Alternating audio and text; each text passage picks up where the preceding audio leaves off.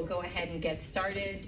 Good afternoon, everyone. Thank you so much for coming. This is our second presentation on the Community and Recreation Center research. And I'm Mary Carter Flanagan. I'm the mayor, and I'll introduce four of our Mayor's Advisory Committee members.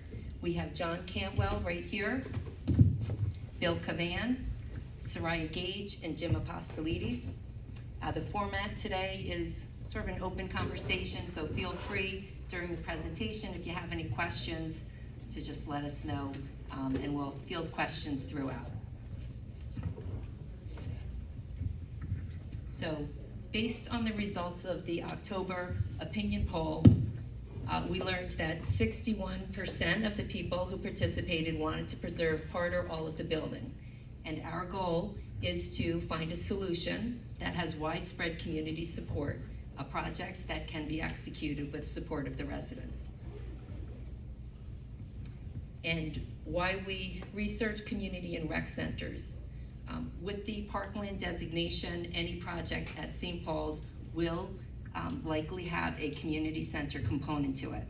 And many of you, like myself, may have grown up without a community center, some here in Garden City, and we felt that it was important to start researching and sharing information with residents about what community centers could mean to communities and how they are operated.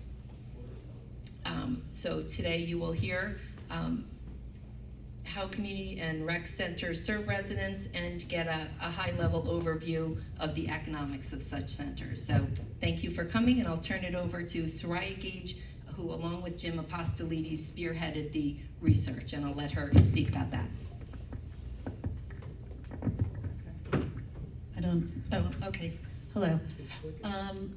So we started by looking at community centers that the community recommended that we look at.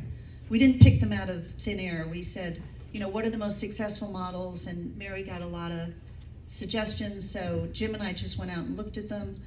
If we didn't look at them, we did Zoom calls with them, and we basically looked at what worked, you know, why we might be able to bring it here, how much did it cost, what programs did they have. We just really wanted to educate ourselves so that we could educate you. Jim's gonna take us through the grouping. It's probably easier with the next slide.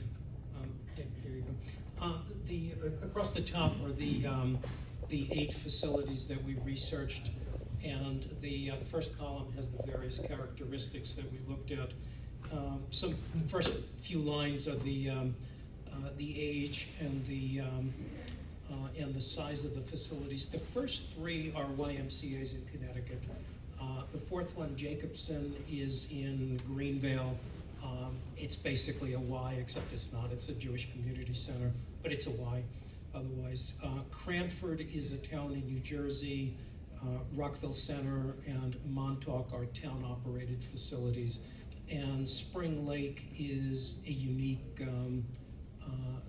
is a very niche operation, but it's very unique in what it does, and it's in Spring Lake, New Jersey. When you look at I'll leave Spring Lake aside for a second because it's arts. It's not broader based, but these basically bracket what a community center, Garden City might look like. The first 4, again, are Ys. The other 3 are smaller town-operated facilities.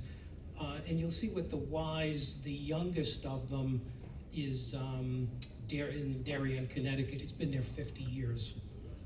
In Greenwich, Connecticut, it's been there for 108 years.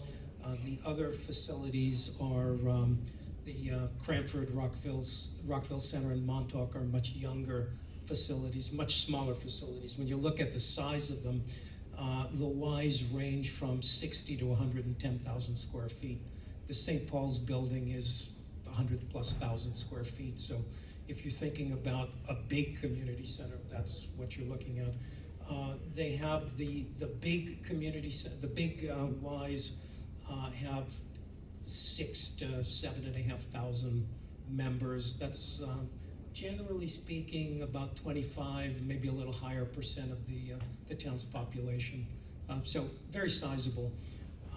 And when you look at the scale and the breadth of these facilities, the big four, I'll keep calling them the big four, they stand out in scale and breadth of activities. Although that's not to minimize that the 3 town-operated facilities. They're very significant in their own towns. And most of them are in villages that have similar characteristics to Garden City, so you could argue that the character of the village, the population, the demographics. And we found 3 iconic buildings in this group. The oldest is in Greenwich. Interestingly, it was built in 1916 as a gift from the widow of a wealthy man, kind of like St. Paul's was. And Montauk and Spring Lake were both constructed in the 1920s and given over to the town, their respective towns, or a foundation in the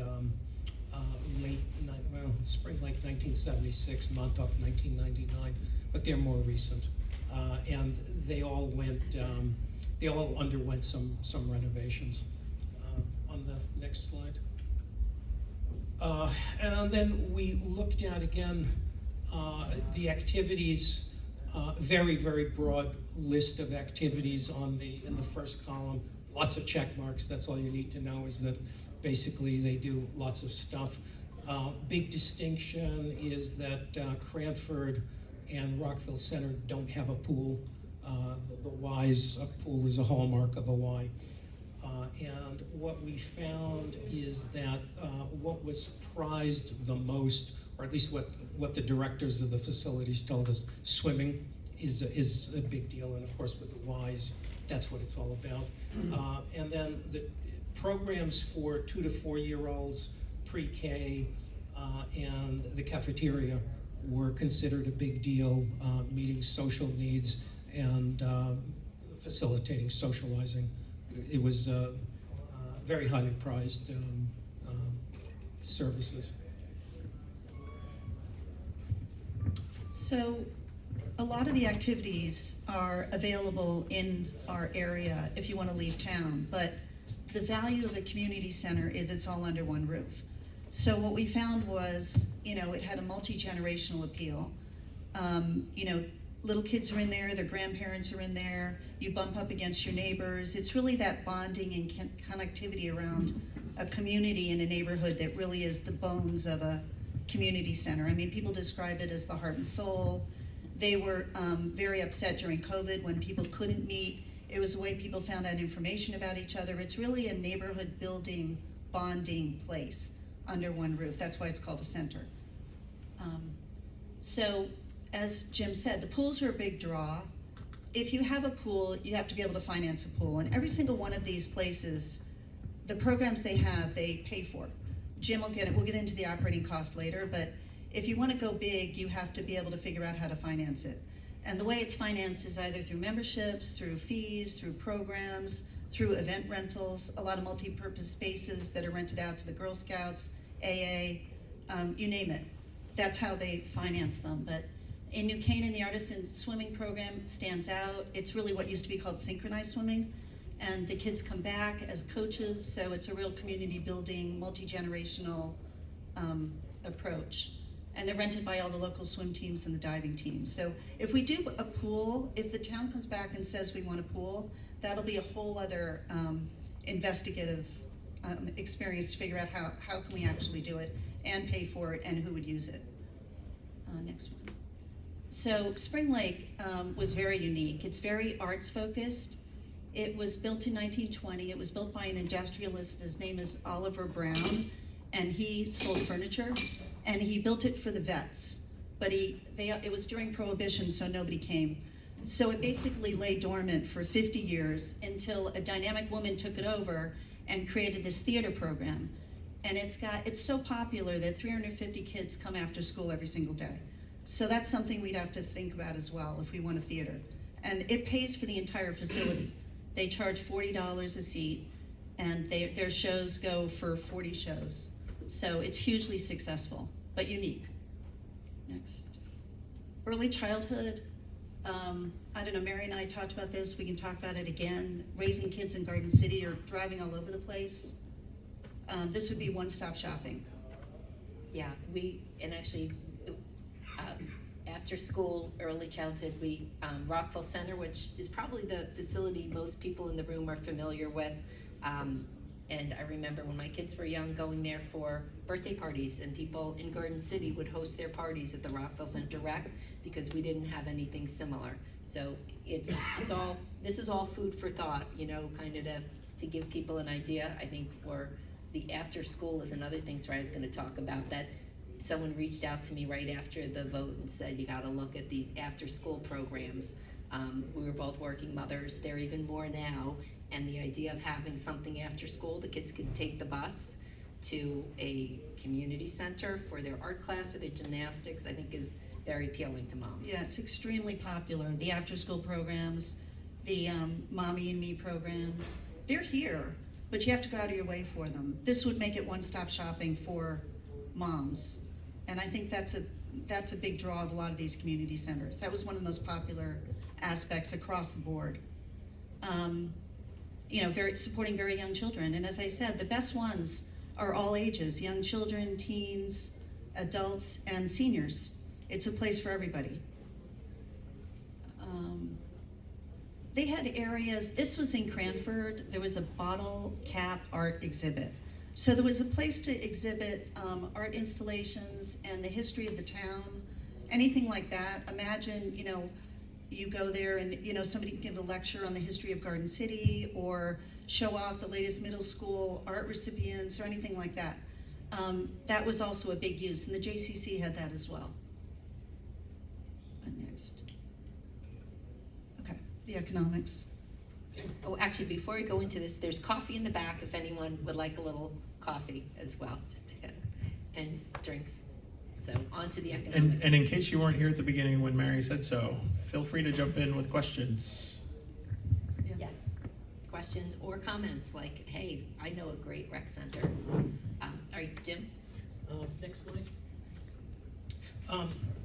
There's two completely different economic models in the facilities that we saw.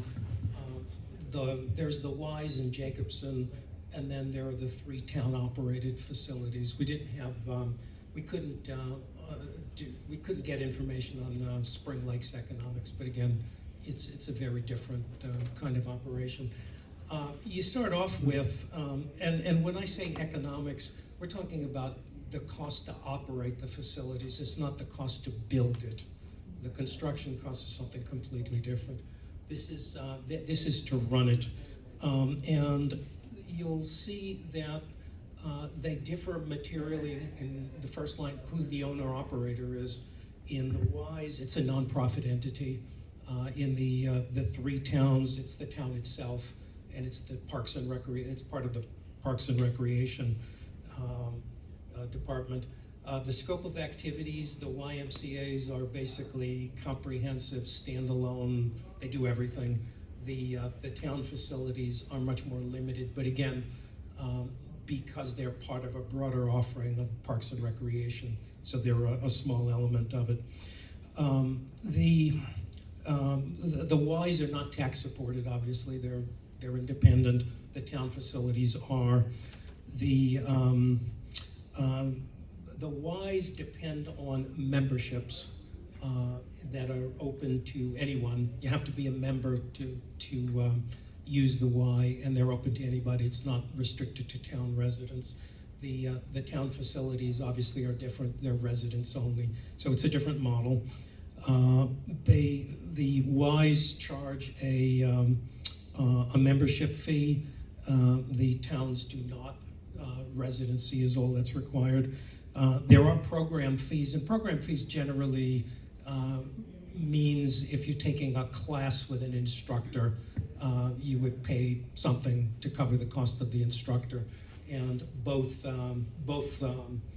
groups of facilities charge program fees. Contributions and grants are significant. The Ys are on a really large scale. And the one that really stands out is Jacobson. They got $40 million over a 5-year period. This is serious money. and they have somebody who works 3 days a week. Yeah, 3 days a week to write grants. They write grants. They go find every possible bucket of money that you can find. They do it, and they raise hundreds and hundreds of thousands of dollars a year doing it. Yeah, sorry, Jim, one example is they decided to renovate the cafeteria and got $150,000 from the New York Dormitory Authority to put in new cabinets. I was like, wow, it's a lot of money. I think they also got money for the cafeteria too. Yeah, I'm not sure. in the cafeteria, yeah. Strange. Anyway, so it's a very different economic model, and I'll go through some of the numbers on some of these facilities at a really high level. Next slide. These are the Ys, the 4 Ys in Jacobson. The information comes from tax returns, which are publicly available, so I think the numbers are good. What you'll see is that they're really expensive to operate. Greenwich is the cheap one, 7 million.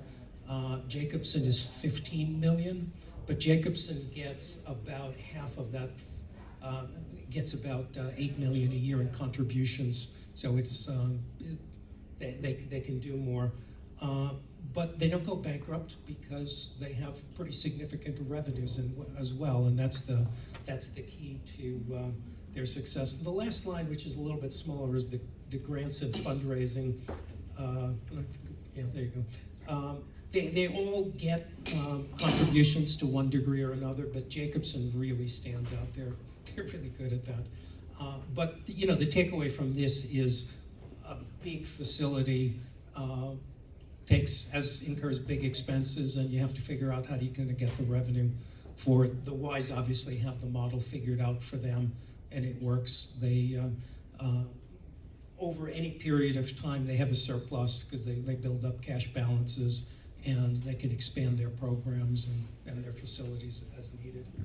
Excuse me. Yeah.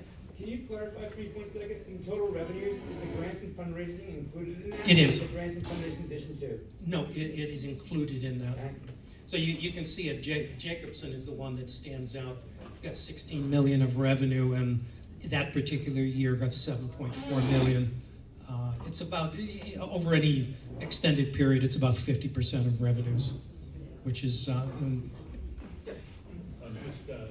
It seems like from the Y to the recreational, the town supported, it seems like it's appearing like a binary choice, whether it's residents only or non-residents, and I think maybe there's some nuance that can be looked at where, like even for example, Nassau County Aquatic Center, it's a resident, attendee, but there's also private groups and individual, teams that rent lane space. So you could have, and even our village rents the field at times when it's non-peak hours to support the operation. Yeah, Rockville Center has, that's actually, I think, a model that we might think about.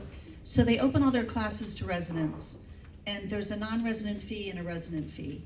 So if you go into a Mommy and Me class, it's an hour, it's $17 for residents, I'm just making this up, like $15 for residents, $17 for non-residents.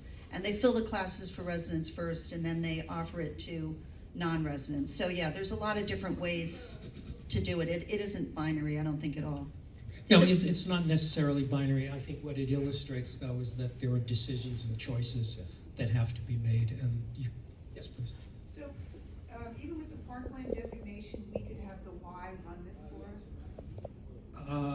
No one said that. We're just sharing No, this as food for thought. No, I'm just on we're just offers. looking at what does it cost to run something of that size, and then how you get the revenue from it is a different story. But this is the Y model.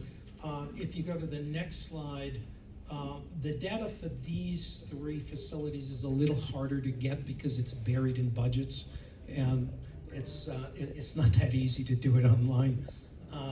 What we found is that Rockville Center, well established, we visited, they told us that they have expenses of about, sorry, it's the other way around, I think. Their revenue's 1.9, their expenses are 1.7, so they're marginally profitable. But again, it is part of the Parks and Recreation offering, and so it's a small piece of the town's things. But what they do, it is basically profitable. It doesn't require any tax support. I just want to add that, these are all very customized to their communities. And I think they're great examples that way. And hopefully if we get to that point, based on the feedback we get from everybody, we'll build programs that people use. So they're very careful. Like in Rockville Center, they do metrics at the end of the year. How many people use the program? Should we keep it going? Should we close it? Should we expand it? I think that's all the work that's got to be done after, if we decide to go this route, if the community wants to, we'll decide, how do we pay for it? What do we charge? What's reasonable? And, every single one of them is meeting their costs. None of them are bankrupt. They're all very aware of the cost of it and doing things that are going to be, reasonable and practical and within the means of what their operating budget is. And the Rockville Center also limits the risk because they offer a lot of programs, but they don't run the programs. Like, for example, in a yoga class or something like that, an instructor will rent the space, and then the instructor is responsible for getting as many people to fill it up. So Rockville Center is not bearing the risk of having a program that's not going to pay its way. The instructor is. Cranford is, what they told us is that, again, I think the expenses and the revenue lines are switched here. Okay, I get it. No, that's fine. No, I just, sorry, I mean, not that it really matters, it's $50,000 difference. We're a little skeptical of the numbers, 350 and 400,000. That just seems kind of small for a 35,000 square foot facility. Yeah, and some of them, like they have recreation department staff. So Cranford has a 7-person staff that runs it, but they're under the Parks and Rec. So that's where it gets a little bit hard to see the clarity of the numbers, whereas like a Y is a self-contained entity. And the last one is the Montauk Playhouse. It's a facility that is being renovated. It's in Montauk. There's really not much else for people who live there year-round. And it is now, they're building an aquatic center, among other things there. And they've just begun construction on it. It's a couple of years late. The numbers that we show are illustrative. They come out of a business plan that's 4 years old, and it was for the 4th year out when it reaches break even. But just to give you a sense that, call it $2 million of revenues and expenses. Yes? Hi, I'm just wondering, when you were looking at the Ys, did you see if any of them were supporting debt? Some do. They have interest expense. The one that stood out, and I don't know how much debt, was Greenwich, because they did a $40 million construction project in the 2010s, and so they do have debt, but the interest expense and the amortization is in these numbers. Yeah. Okay. All right, so I talked about this before. It's really just one-stop shopping. It's really just bringing it together. We have a facility, and the process, as Mary said before, is going to be a survey to figure out what are people interested in. This exercise is food for thought for you. When the survey comes, and hopefully everybody here will fill it out, what do we need? What do we want? What will make our community better? If we could have it. And then what parts of the building are important to us? What do we want to preserve? Because the survey came back, 61% of the town said they want to preserve all or part of the building. So the survey is going to get into exactly what does that mean to you, and then how can we execute it, and how can we pay for it. So that's really what's going to happen next. I think what we saw in our research was that these are extremely successful for the communities. The question is, can we make it work here? Is there the will of the people, of everybody in town, to bring some facility like those to Garden City? And what components are important to you? Or is theater important? Is a gym important? Is a yoga class important? What are those things? So we just want to get people really thinking about that. but you didn't want people to think about dog obedience classes. Oh, yeah, You've right. always been really You know- excited about dog obedience I classes. forgot to mention, Rockville Center, the dog obedience class is like a win-win. They love it, it's the most popular class. Every single one of these had something that just kind of really was refreshing and surprising. Very quirky. Yeah, they're very, very quirky, you know. And that'll happen here, you know. I mean, I don't know how, I think dog obedience actually would work here. It seems like there's a lot of dogs. But that was a big one. And Rockville Center also has a child's theater program that's incredibly popular. I personally was really, Spring Lake really impressed me because they said they put on 40 shows of Scrooge. They have 100 people in the cast. It's all townspeople that try out. There's 5-year-olds and there's 100-year-olds in the cast. They all bond, they go out for dinner afterwards. It's like this thing that just galvanizes and rallies the entire town around it. And that was really exciting, but I don't know how important theater is to everybody in Garden City. We'll have to see. Were there any exercise equipment? Oh, yeah.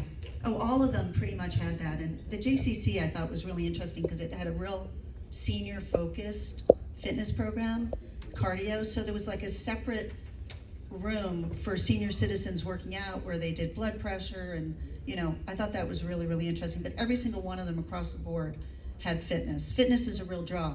Oh, and we should talk about the teens. Teens are something that in some communities they have a really hard time with, and in some it's very successful. Rockville Center had a hard time with teens. Cranford had a game room, teens loved it. I think it's Darien or New Canaan is across the street. New Canaan's across the street from the middle school and down the road from the high school. Sound familiar? Everybody just kind of flowed through there after school. In Spring Lake, 350 kids come after school for the dance and the theater program. So I think teens is something that, you know, is kind of the holy grail. The other groups are more natural, early childhood and elderly and seniors, not elderly, and adults. But teens are something that everybody is trying to get. One thing that I found interesting when you came back on Cranford, which I think gets you thinking about what a community center could mean, is the number of people who went to the Cranford Community Center in the month of February of a given year. Yeah, so they have a town of 25,000 people, so do we. 17,500 visits in the month of February, which was amazing. The other thing that really stood out was some of these places are like nothing to look at. Like they're not that impressive. They don't have the majesty of St. Paul's, but the town really loves the idea of going there and hanging out in the atrium and seeing their neighbors and having coffee. The other interesting thing we didn't mention was Darien has a partnership with the Ableist Group. So people with disabilities run their cafeteria. And that's also an opportunity for a grant. There's all kinds of partnerships. I mean, it's very creative what a lot of them have done. At the JCC, they have the American Cancer Society. They have all kinds of groups that work out of there. I don't know where they would have worked otherwise. Again, a couple of things about this. I think that providing information in this kind of a format just to get everybody up to speed about what's going on at some other community centers and so forth.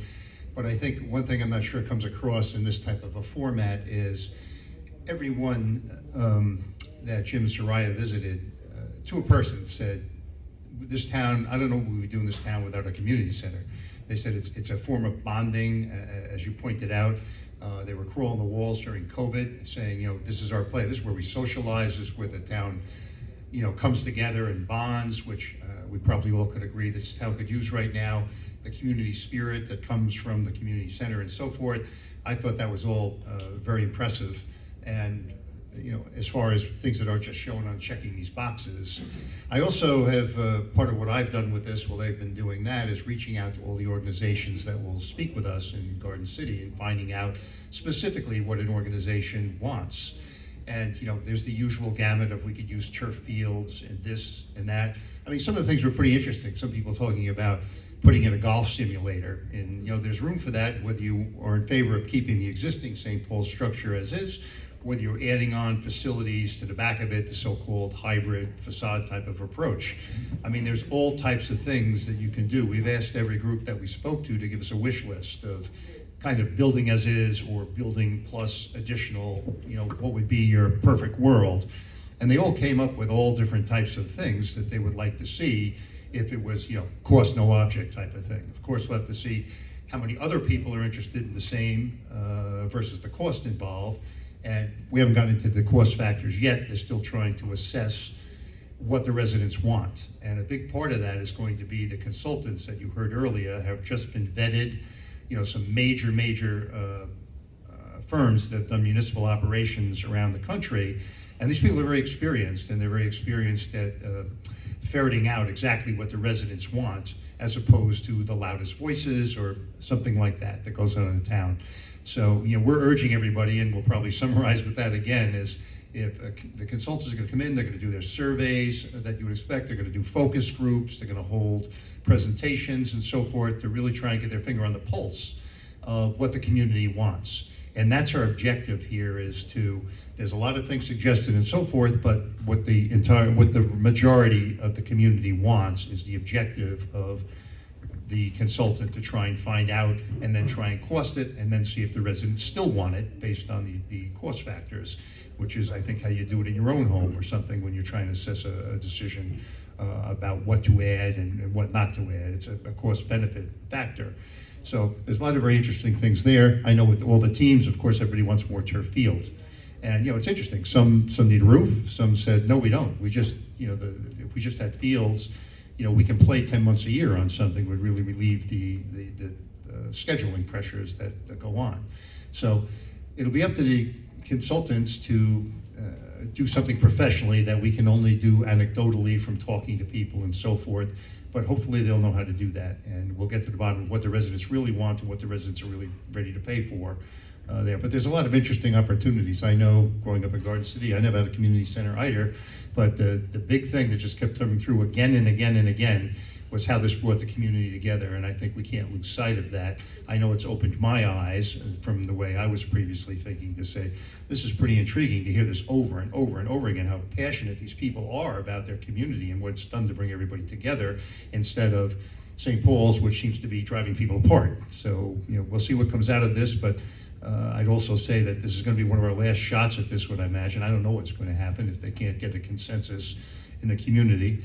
And as you may know, the intent is to go to a bond vote at the end, and if there's no consensus, a bond vote is not going to be approved to fund whatever the residents decide they want. So I think that it's up to all of us to go out there, get informed, to have a dialogue with the consultants when you have an opportunity to, and let them know exactly what you're thinking so they can help us make the right decisions for the town of what the people really want. So I went a little off course there, but I wanted to throw that in. All good. Could somebody just give me a timeline for, I mean, there's a lot of activities going on, so what is I'm not gonna hold you to it, but rough timeline on, All right, so at this point, and in case it isn't clear yet, this presentation is food for thought. This is to enlighten the community about these centers and what they can bring, so that we're ready when Branstetter Carroll, which is the company that we've hired, comes to do their focus groups and surveys. And one of the things that, so the timeline for that engagement, within a few months of when they start, we should get a survey. The idea is they're gonna start off with a rec assessment of our village. So they'll come in, look at all the facilities we have. I think that's an important part of deciding what we need and want there, is to first understand what we have, what condition everything's in, what, you know, what needs we have. Then they will be doing the focus groups, and they'll be surveying. It's interestingly, you know, we've learned a lot about this statistically valid surveying, which is a wonderful thing, and that, I think, is our best tool in finding the answer of what that project could be that will have widespread community support and can be executed. Because we could do a whole lot of work and come up with something beautiful and wonderful, but if the community doesn't support it, it's never gonna happen. So that this company is gonna help us to get there. There's going to be, we have engaged them, you know, to get to a master plan, but in the midst of that, it's very complex. And this is what the 5 advisory committee members have been working on with the trustees. How do we get to that end point of the plan, and when would it be? One thing that will vary is it depends on how we handle the architecture, which comes up right in the middle. and what we hear from this first stage. So potentially, I think within a year, we could have a master plan and be ready to go out to the community to see if we have support. I think that is something that could potentially happen. It could be a little bit later, I'd say, depending on the architecture piece. If we decide I've spoken with Trustee Harrington, I don't think she's here, and some of the other trustees about some ideas on the architecture piece, and what we do with the architecture is gonna depend on the survey results. You know, like there are a lot of things that could change the timeline, but I think what's important is that we map it out to the end, we stay on it, we keep on the schedule. That's John Cantwell has been helpful with that, from his, just knowing what the end point is and how to get there and what steps we need to go through to get to that goal of a project at St. Paul's that has widespread community support, preserves part or all of the building, and can be executed. So it's complex, it's difficult, but we need the community to all come together to reach that goal. And this is, we're starting that Since journey. the starting point is the consultant work, when is that gonna start? They may start within the next 2 weeks. Soon, like we should have a date, I expect to have a date set with them in the next week, So sometime in April? hopefully. So the big question which came up as we were interviewing, we went through a process of interviewing different consultants.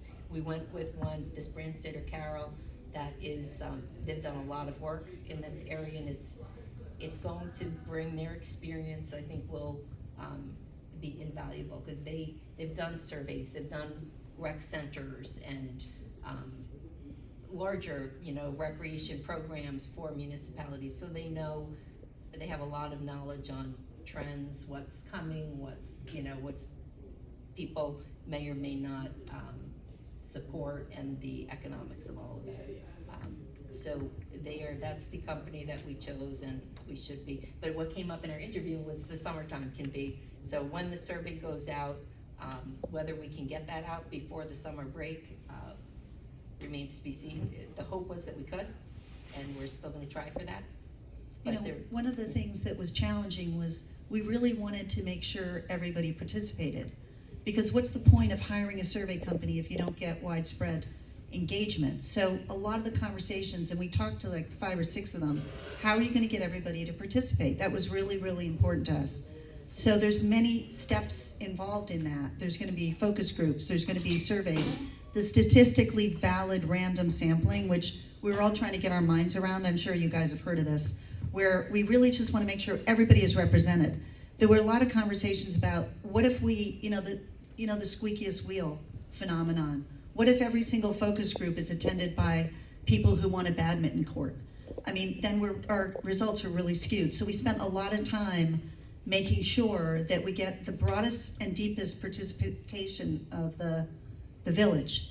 And then we also in the beginning thought, okay, it'd be great to you wanna get this thing done, you wanna hire the architectural firm, you wanna get done, but we realized we can't do that until we get the information back. Because hiring an architectural firm will depend on what do people want, right? There's different strengths of architectural firms. If everybody wants an aquatic center, we're gonna have to find a group that does that well. So as much as we wanna go really, really, really fast, and we've been meeting every single week for quite a while, and each meeting is at least 2 hours, we can only go as fast as is reasonable for the process. We can't get ahead of ourselves, because then we're skewing it or we're directing it, and we don't want to do that. We want it to be organic and come from the community. We want our direction to come from you, not what we want, what you want. So that's why it has to be methodical, and we're moving as fast as we can, within reason. But because I feel like what you're asking for is kind of the actual kind of dates to some extent. Like these things are measured in months, not years. A couple of months for them to learn what the facilities, public and private, and the programs that are available around us. A couple of months to learn kind of from focus groups, from people in Garden City, kind of what they want. A couple more months to do kind of the random sampling survey to actually get kind of the statistics on what the community would support. And then a couple more months to put it together into kind of a master plan. we're getting into like the 10 months to a year range where you have where the deliverable is, this is what the community needs recreation wise. This is what the community kind of treasures most about St. Paul's, which we didn't touch on a whole lot, but that's definitely kind of part of it, independently of what the rec needs are, kind of what the community treasures about St. Paul's. And then the deliverable being kind of a plan to couple those things into something that can be executed. I thought it was very interesting. They pointed out that very rarely do they present something for a vote, final outcome, where they don't think they know what the outcome's going to be. Because we said, what if we do all this work and nobody wants it? You know, it gets voted down. They said, usually, if we do our job properly, and so far, I forget what their number was, but it was huge. That I think it was once in 20 examples where they were surprised by the outcome of the vote. Because if they do their job properly, they're going to know what people want and what people are willing to pay for. But obviously, that takes a while through, you know, testing the waters for how much you like this, how much you like that, how much you're willing to pay for it. You can't cost it out properly till you know what the people want. So it's a little bit of a tedious, not a little bit, it's a tedious process to get it right. But they figure at the end of the process, if we let them do their job properly, they'll pretty well know when they take this to a vote what's going to happen. So I thought that was very encouraging that we didn't get through the end of this and then we start another 2-year process all over again to do this all over. So we're a little bit cautiously optimistic that this process being done properly and methodically and so forth will yield a result that everybody is happy with or supportive with, whether it's positive or negative in anyone's mind, but they think they'll know before they bring something to a vote whether it's going to get approved or not by the residents. So I thought that was encouraging after our long history in this area of not being able to do that. So. Yes. We had a survey, you know, we voted on either to knock down the building or save the building, which has 2 parts. Now you're gonna ask the residents for their opinion. Do you feel that the first question you should be asking is, do you want to totally renovate this building, or do you want to keep the facade and build something behind? Because I think that's the most important thing, is what everybody wants. I mean, you have a 2-point question. That's exactly what the consultants, when they were charged to say what parts of the building do I think John referenced before, is the village most attached to, or is most important to, and so forth.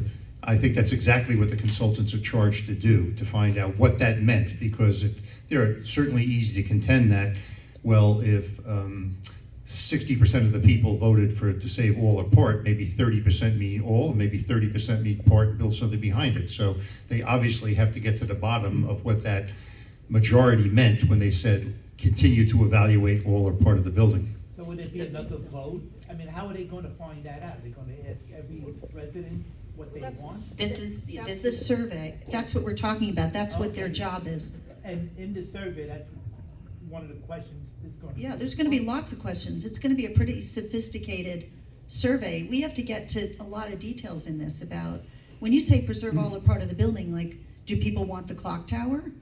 Do people want the chapel? We have to measure how strongly do people feel about the building, and then how strongly do they feel about the programs that they want, and are the programs they want compatible with the existing building? It's something that takes, I think, a lot of sophistication and expertise to get to the bottom of. Yeah, I think I was asked that after the poll, well, are you gonna have another vote? Because now we have 61%. We should have a vote of these 2 options, preserve the whole building or facadism. And the reason I think this, rather than going that route, I think this approach is more likely to get us to a project that has widespread community support for a couple of reasons.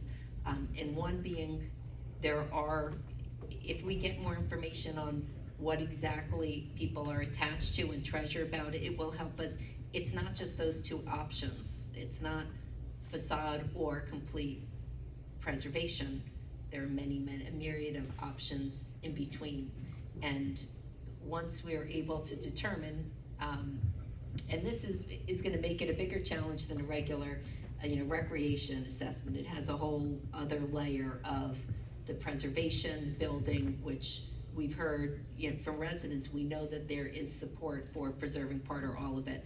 We don't know when people voted for that, whether they want the chapel, whether they want the clock tower, whether they want every brick, whether they want the front without the wings. Like, there are many, many different alternatives, and that's why we're gonna have professionals to help us, because we're going to need, we need a large majority. To move forward on a project of this scope, we need to be drawing people in and not saying, okay, we have 61%, let's break it down, these two options. We need to hear more from people specifically on what they value, what they want, what they'll pay, and come up with a plan that will have as much community support as possible so that we can actually execute it. There's also another component of that, that's part of the problem, because you could say to people, sure, I'd love the whole entire St. Paul's as is, and I'd love to have 900 turf fields behind it, and I'd love to have a swimming pool, I'd love to have this and all that, but then you have to come to the cost factor. So the degree, that was the thing that I was impressed about with the consultants, is they believe that they'll be able to assess just how much the people want it, meaning what are they willing to pay for, because that's a big thing. Most people in this room would say yes to everything, of course. But the question is, what is realistic to expect people to get on board with paying for? So the second part of their equation there is to assess and measure that level of how much the people are attached to this and how much the people want it.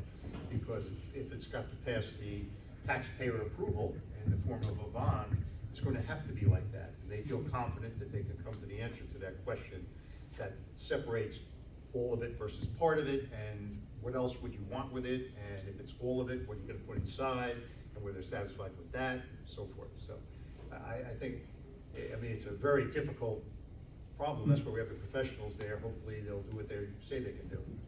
But just to kind of reiterate, what the community needs from a recreation perspective is kind of independent of what you would do at St. Paul's. And we believe that that is a very important first step before you're deciding what's happening with the St. Paul's building, right? Just independently.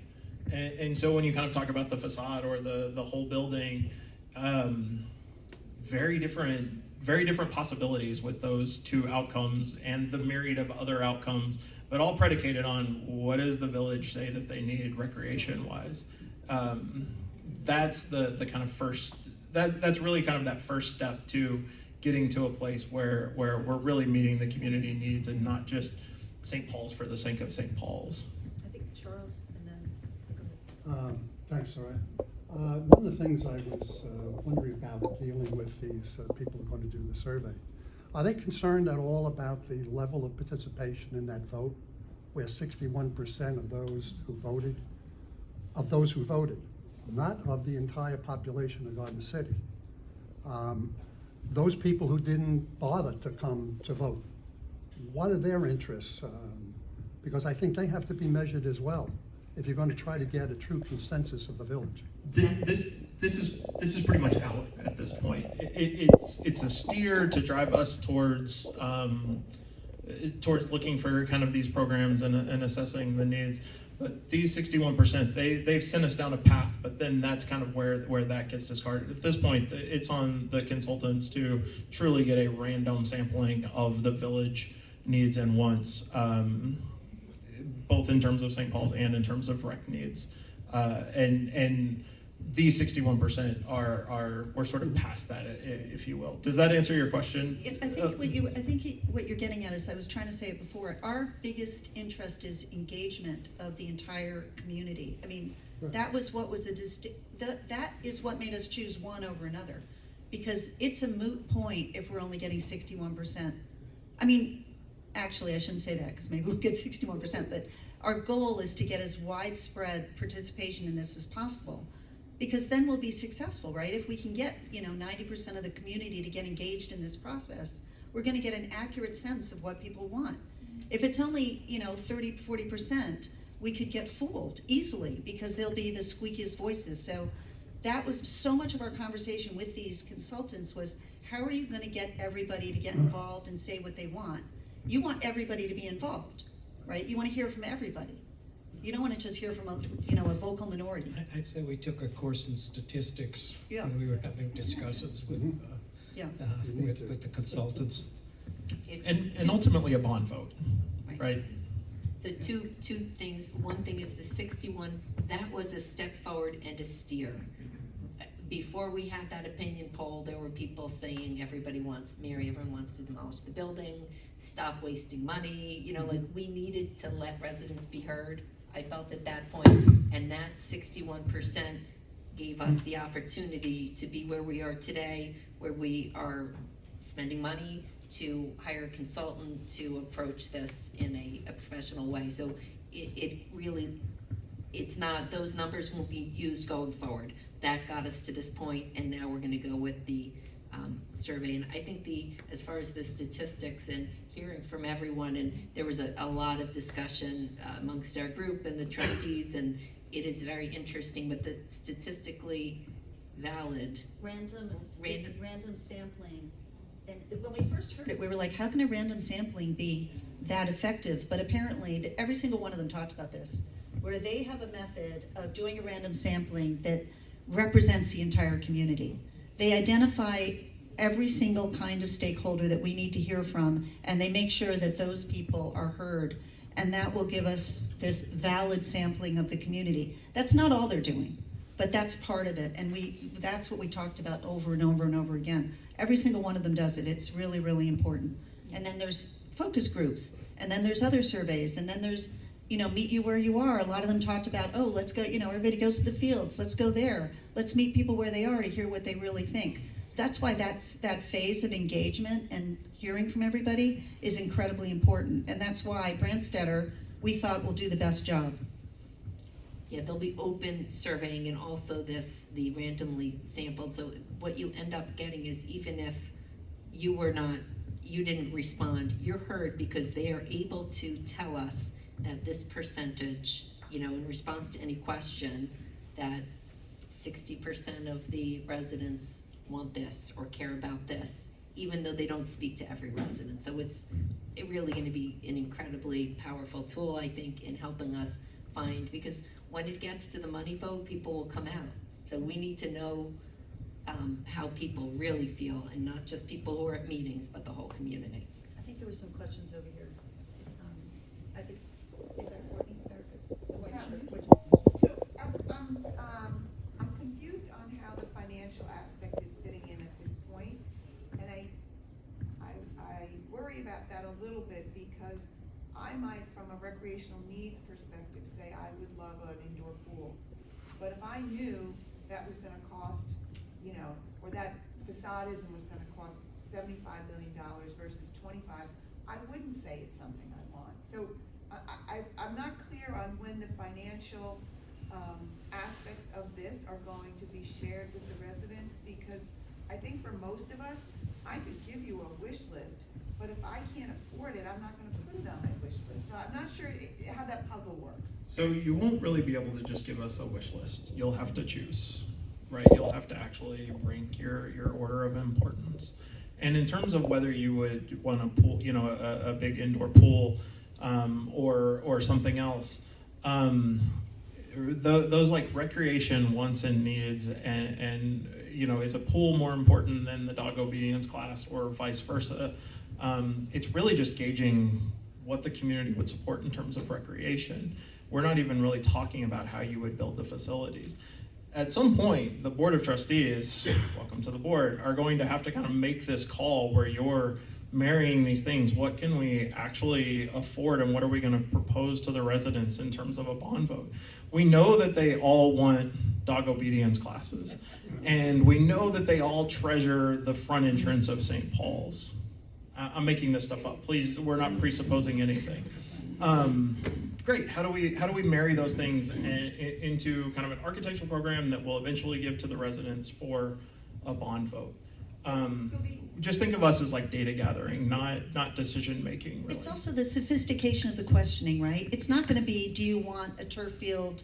Will you pay $100 million? It's not like that. It's going to be, if you got this, would you give this up? They're going to ask repeated questions around it to get your level of intensity and interest and willingness around it. So it'll be coupled with questions about finance. So the answer, this is where I got confused. The answer to the question before about how are you giving up the 61% wanted either facadism or, thank you, adaptive reuse, is not gonna be part of this survey. It's, No. well, no, that's, Oh, I No, misunderstood the that, answer. as Mary said, that got us to here. Understood. Yeah. I misunderstood the Yeah. response to that question, sorry. and there, you know what, this is why we're bringing the professionals in, who know how to ask these questions, who know how to, you know, they've done pools before, they've done rec centers, they've done park programs, all with big price tags, and they found out what would work and what the communities would support. I think there's a question over here. Just, I was at the first meeting, what is the approximate above-ground square footage of the current abandoned structure? It's 120,000 square feet. So that's about a 40,000 square foot footprint, times 3. Actually, more than 3 floors. We don't have the, Takes up roughly an acre if you're just looking at the footprint of, yeah. A lot of it is the chapel. It's beautiful. The chapel is a big piece of it. this is the same as the last program, by the way, although the questions and interaction's different, but we're repeating, this was the same. And it's really just food for thought, sharing this research and getting people kind of up to speed on what a community center could mean. Yes. I think this question was raised. Yeah. First of all, thank you for a wonderful presentation, and you did wonderful research, and it's nice to see it being done this way, and I appreciate it. The one thing about the 61%, this is just a comment, it was 61% of the people who came out to vote. We want 61% of the village residents. Yeah, at least. Two different numbers. The one thing I'm very concerned about is when you're asking people what part of the building they want or don't want. And that's assuming that you would possibly demolish part of the building or possibly have facadism. And in order to answer that question, I think everyone needs to have tremendous amount of detailed information from construction experts on what that actually means. People who have done facadism on this type of building, how, when you're doing the facade of that, they're all interconnected, all the pieces of that building, especially because of the way it was built. So how will that affect the rest of the building? You know, how will it affect, and understand the stages of doing partial demolition or facadism, and then it's 2 years with nothing behind it, and then if you do wanna put something behind it, because it all impacts cost, stability of the building. There's a lot to it that we don't understand, and I don't think the people doing the survey will either. I think those are specialists that are separate. That Well, you I would think need they're- that information you would need to have. The only thing is I can say is that we don't have all the answers, and they are our professionals, and we're gonna talk to them, and hopefully they will guide us through the process. I think we're projecting out. I mean, one thing that's been a struggle for me personally is, you know, if you're like a can-do person, you're like, I wanna know, and I wanna get it built, and I wanna make a decision. It has to be iterative with this, because we need to, you know, talk to the survey company about questions just like yours. Like, there are a lot of You can't nuances. ask people that question unless you have the background information, so you can make an educated decision. It's complex. Exactly. You need to have that information before you ask me if I want part of the building torn down, or use only part, or keep all, or whatever, you know, the scenario is. I think it's critically important, and I don't believe the survey people are experts in that. But they're gonna get, what we wanna do is educate them and make sure they're ready to go, right? Yeah, I mean, we're asking for community sentiment, so we're not gonna be, would not foresee, and they haven't written up the questions, that it would be a technical building question.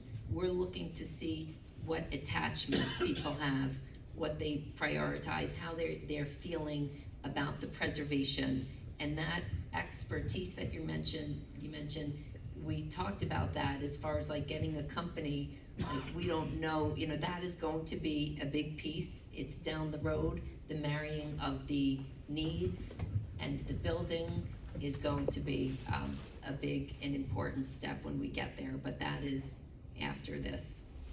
yeah, I mean, just to imagine, and that's where we can't even project, like, let's say everybody wants an aquatic center, right? Does the building support an aquatic center, or do we have to build out from the building to build an aquatic center? That's something that'll be driven by what we get. Do people wanna preserve the grand spaces inside? if that's a real priority, that'll all come back in the information that we get. I get your point, though. I mean, it's a very complex question. Well, yeah, you're asking somebody to take on it when in fact, gee, that's really not a good idea to do that to the building structure. Just, That's and, all. and I wanna Don't kind of belabor it. say kind of again, like, the results of this survey don't like make the decision. There's not a like, oh, we're gonna ask all of the residents what they want. They all say pool, and we say, yeah, we're building a pool. Or they all say they want the, you know, some part of the facade or something like that. And we say, okay, well, we're definitely keeping that bit of the facade. There's a decision process that happens kind of after we gather this data, where the Board of Trustees is putting these things together and setting it up to deliver to the residents to ultimately vote on a bond. This doesn't, like, this bit of polling is for data gathering, not to make the decision itself.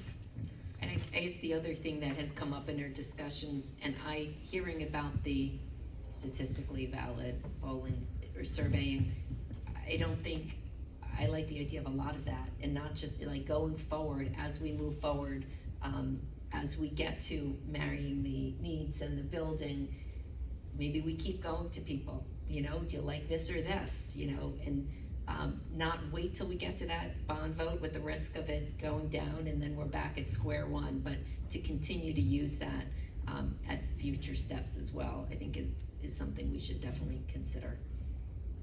And I would hope to do. Yep. I was just wondering, in getting the data from the residents, whether they take into consideration that it really has to be done during the school year, because in this community, during the summer, so many people are really gone, and those are people that I think have children and everything would be interested in the facility, but they're not here to give their opinion on this, you know, information that they're requesting. So I don't think it really can be done during the summer, if we look at it realistically, to get a full idea of what everybody wants. Exactly what we heard from experts. Yeah, that's why we want to start in April and make sure. And it'll be timed so that they get good data. Yeah, and they do this, like I keep saying, this is what they've been doing for, I think 30 years is, you know, so they recognize the issue with vacations and will do it in the best way to get the best, most accurate results. Miss in the blue, who has had this couple times. This is enough of the questions or comments. One thing is when you talk about how people are interested in the building, and you mentioned the chapel. I have never been inside the building, I've never seen the chapel. So how would I say, yes, I care about the chapel, but I've never seen it? So is anybody planning to walk us all through to see what it looks like, so that we can decide whether or not we care about it? That's one thing. We have some photos from the chapel, And they're on the. and videos, website? yeah, on the website, and we will be looking to push that out, because I have a feeling as many people as we want haven't been looking at this stuff.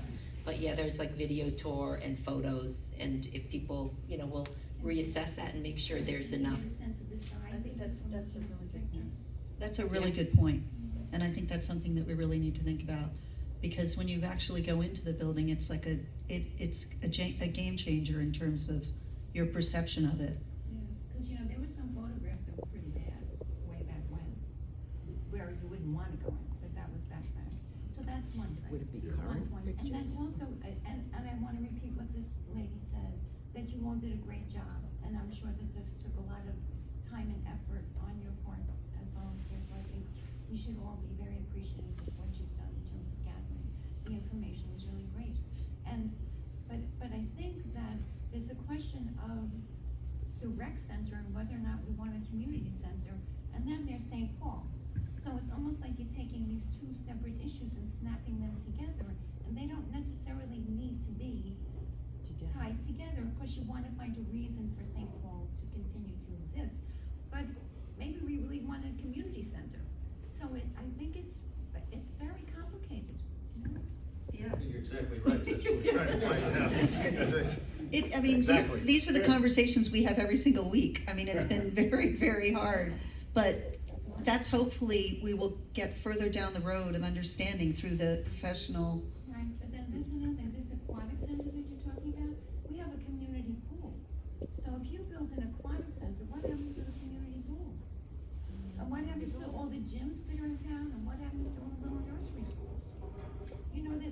ripple effects to everybody. I think the basketball courts in town are a perfect example. In meeting with the groups, meeting with some of the groups, they think we're woefully short in a number of basketball courts. And I think You you're know. working short on pickleball courts. Well, yep, that's been brought up by a gentleman in this room, yes, and it's obviously a growing, expanding sport. And it's that's one of the things that we've surveyed, that information. Been coming up again and again and again. It's something to be paid by a wide age range, and I think it'll be confirmed by the consultants, but I can't say for sure, but it does appear to have a very strong number of people that would like to see pickleball facilities here. So that's exactly what they're in charge with going out to do. Can we get you out there, Billy? I don't know about that. Well, somebody said you can't have too many gyms. I mean, they said that over and over again. You can't have too many gyms. Peter? Following up on your comment, instead of photos, why can't we arrange tours so people can have the same experience that you have? It's really not tour ready. You know, it's not a, there are concerns with bringing, it should be as needed that people are going in there is the determination, unfortunately. Why arrangements can't be made for some sort of controlled tour? I'll gather what we have. What I did was what I found, was the most, and you would probably agree, significant, parts for people to see is when you go in the exhibit halls on the right and the left, and the chapel and the dining room. I asked to go in a while ago. I haven't been in 40 years. 40 so years? I don't know what condition it's in today. They were giving tours not that 10 years ago or so. I'm surprised. Yeah, a lot of. A lot of the place was pristine. The chapel looked like they had a service on Sunday and prayer books were left. And Yeah. they were in there like on a Saturday. The main staircase is beautiful. The tile work in the halls is beautiful. Yes, there was some damage, but we had to sign a release through the village. But Sue Alvey, I think, took a lot of pictures, and she used to be involved with the Garden City Historical Society. She now lives in Florida, but you might want to contact her. It was photographed, and yes, there was damage, and there was evidence of animals and squatters, but a lot of the rooms were beautiful. The furniture was there, the classrooms were still intact, but the chapel, it was in exceptional shape. So taking this in, I think we'll probably talk about doing We could maybe do a it. video. Margaret over there is our I local did contact hero. Susan Alvey, by the way. She Yeah. did point us into the archives that she had, that the current historian has. So Yeah. we have been in contact with her. We could use those photos and do a video tour of it. Margaret, you and I could probably do that. It's a good idea. We'll look to do that. There has been, the last 10 years without being heated, there's been deterioration. We still have the drone footage, right? We still have That's that. outside though. I thought some of it was inside. Whoever has video information, speak with us afterwards, and we will try. Now, the one thing that I think we have to be careful of is like, when was it taken? Because I'm trying to avoid all controversy here, and I don't want to be accused of like putting up a picture from 20 years ago, and it doesn't look like that anymore. So we will look to put something together, being very upfront about taking this year or this year to share with people. And we do, so I did a video walking into the building, showing the exhibit hall on the right, on the left, going up the stairs into the chapel and scanning the chapel, which, I think is probably some of the most significant and interesting large rooms for residents to see. I would check with your insurance company before you take anybody in there. It is. And certainly condition of staircases, whatever, may look secure, but you can't always tell. It is, it's. Not a risk to take. Exactly, we have to, follow advice on tours into the building, and it's not in a condition that we should be traipsing everyone through to see. My husband asked to go in, and I said, we'll give you pictures, like it's as needed, because it's the smart thing to do. You can So. sign a release.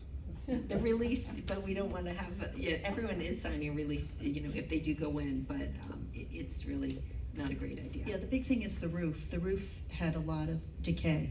And because the roof was falling apart, a lot of the spaces are really destroyed by water and damages and falling. But there are elements of it that are beautiful, but I think we'll think about how to best represent. Yeah, thank you for that tip, and we will look for a way to get, you know, visuals out so people. Did you see the interview that we did with about the stained glass windows on the site? It shows the chapel.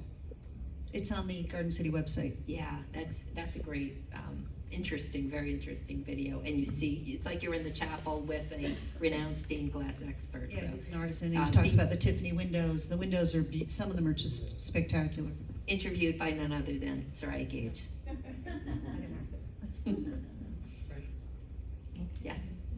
So I've been coming to town hall since, I guess, the winter of '22, on this topic, and, I had good experiences then, and, more recently, I got to sit down with Bill, and Mayor Carter Flanagan, and, you know, you approached, me as any trustee you want in office, or volunteer, so, I really make this comment to the room, because you want participation and engagement from the town, and I have to say, you know, I was really pleased with the way, I was able to engage with the mayor and the committee, so, thank you for all the work that you're doing and your time. I know it's not easy, and I know you might have other jobs, or you're trying to enjoy some retirement, and you've taken this on. If you need people to be, ambassadors for engagement in this town, I'm just raising my hand. I'll put my preference for an aquatic center aside, and just try to promote engagement on the issue. Thank you very much. Lock that door, Colleen. You're gonna lock it in. Thank you so much. It's, we're gonna need people to be just like that to get to a, successful end here, so thank you. And by the way, going to these community centers was a lot of fun. Every time I came back and told the committee about it, everybody got so excited. So it was our pleasure, really.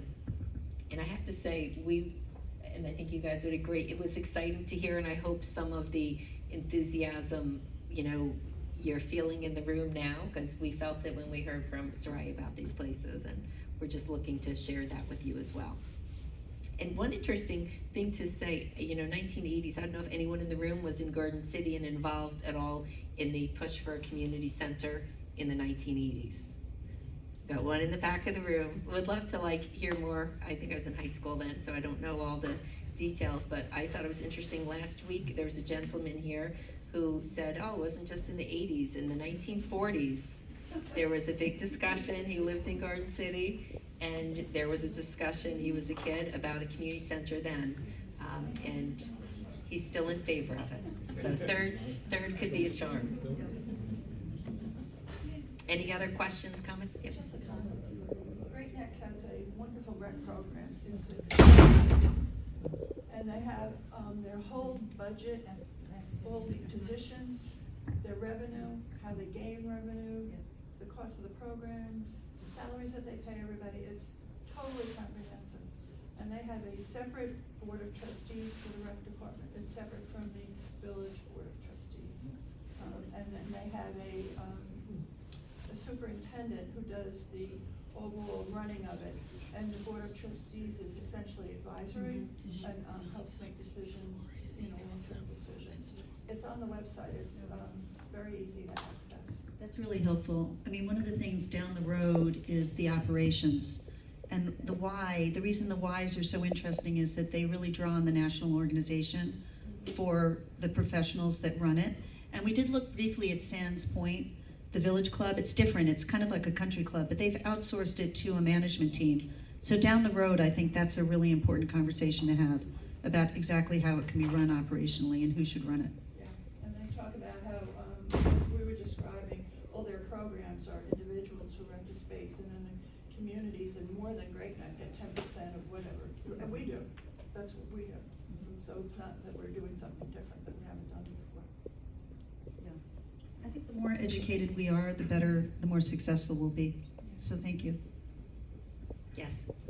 Doesn't Herrick's have a community center? And I've wondered why that wasn't included in your list. It's a retired school, I believe. Yeah, and they renovated the space. I know, I've looked at that. We went with places that have been recommended to us from this community.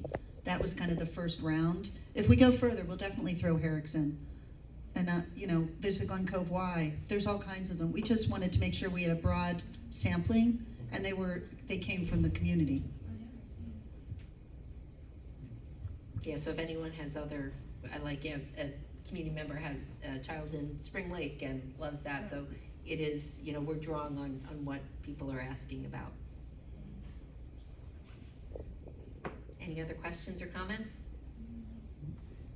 All right, well, thank you all for coming.